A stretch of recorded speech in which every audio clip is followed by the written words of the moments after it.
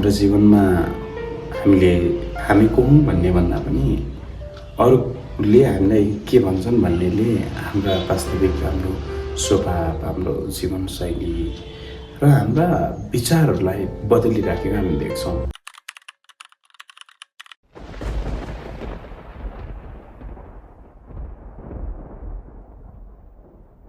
हामीले यो खाने वस्तुले अरूले मलाई कसरी जज गर्छ भन्ने कुराले हामी खानेकुरालाई परिवर्तन गर्छौँ।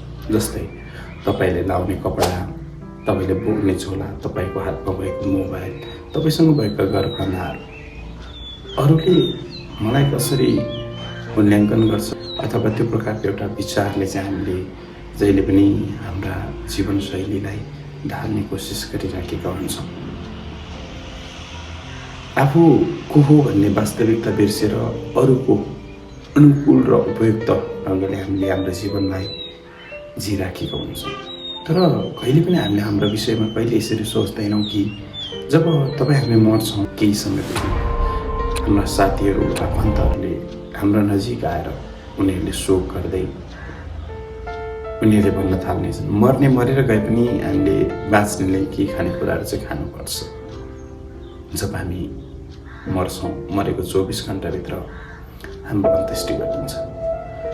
24 घन्टापछि हामीसँगै हजारौँ किलोमिटरको यात्रा गर्ने साथीहरूले हाम्रा घरहरूबाट बिदा माग्न थाल्नेछन् कि अब म जानेछु। जब हामी 1 हप्ता हाम्रो मृत्यु भएको 1 हप्ता हुन्छ, त्यसपछि बिस्तारै मानिसहरूले हामीलाई बिर्सिन थाल्नेछन्। जब हाम्रो 1 हप्तापछिको मृत्युपछि मानिसहरूले हाम्रो अन्त्येष्टि स्थल पनि बिर्सिन थाल्नेछन्। जब 1 महिना हुन्छ, 1 महिनापछि हाम्रा परिवारहरूले पनि हाम्रा सदस्यबाट कहिलेकाहीँ खाना पस्किने बेला, कहिलेकाहीँ टोयलेट, बाथरुम, वासरुम जाने बेलाको छलखोर बिर्सिन थाल्छन् र आफ्नै परिवारले पनि हाम्रा भागहरू बिर्सिन थाल्छन्। अनि जब तपाईँ र म मरेको लगभग 1 वर्ष हुन्छ, हामीसँग भएका बहुमूल्य चिजहरू, वस्तुहरू बेचिन थालिन्छन्। जस्तै सेयर, बहुमूल्य धातुहरू र हाम्रा महँगा गाडी र सामग्री। यसो हामी यसरी कल्पना गर्दै गरौँ, जब तपाईँ र म बितेको 50 वर्ष हुनेछ, के हामीलाई कसैले स्मरण गर्नेछ? कदापि पनि गर्ने छैन। यसै अनुरूप हामीले हाम्रा जीवनलाई कहिले हाम्रो ढङ्गले सोच्यौँ भने के होला?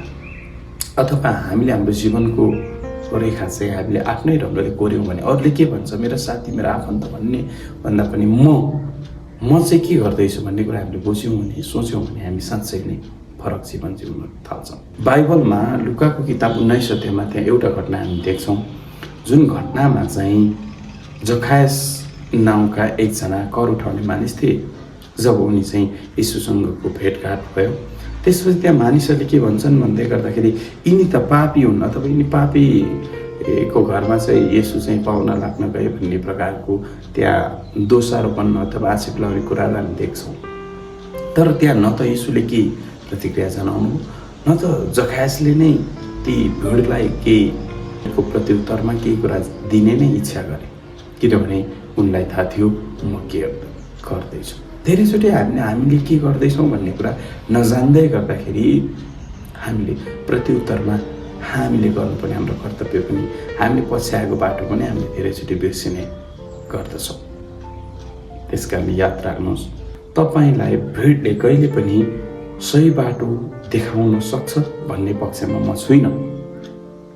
त्यसकारणले तपाईँलेको जीवन सुन्दर छ, एकचोटि पाउनु भएको जीवन हो। फेरि यो जीवन फर्केर पनि काहीँ कतै कसैबाट प्राप्त हुँदैन। त्यसकारण यो पाउनुभएको हरेक जीवनलाई भरमग्दुर आनन्द लिएर अगाडि बढ्नुहोस्।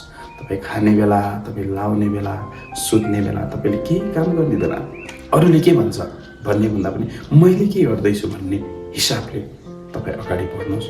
तपाईँको लक्ष्यमा परमेश्वरले साथ गर्छ। तपाईँ त्यो मानिस बन्नुहोस्। तपाईँको वरिपरि हजारौँ मानिसले तपाईँको कुरा काट्ला, हजारौँ मानिसले तपाईँले आक्षेप लाउँदा पनि तपाईँले के गर्दैछु भन्ने कुरा निश्चित भएर अगाडि बढ्नुहोस्। परमेश्वरले तपाईँ सम्पूर्णलाई प्रशस्त आशिष